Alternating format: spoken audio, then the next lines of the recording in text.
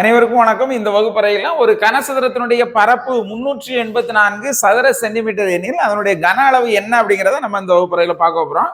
கனசதுரத்தினுடைய பரப்பு வாய்ப்பாடு நமக்கு தெரியும் 6a². இந்த 6a² மதிப்பு நமக்கு கொடுத்துருக்காங்க 384. அப்போ 6a² = 384.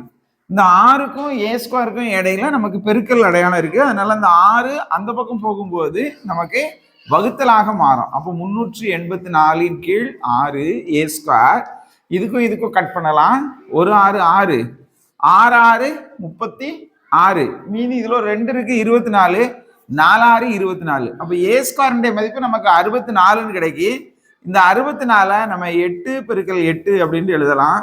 அப்போ இதை a8² எழுதலாம். அப்போ a மதிப்பு 2 ஸ்கொயரையும் நம்ம கட் பண்ணோம்னா 8 சென்டிமீட்டர் நமக்கு கிடைக்கும். அடுத்து பார்த்தீங்கன்னா இந்த கணக்குல கனசதுரத்தினுடைய கன அளவு நமக்கு கேட்டிருக்கிறாங்க.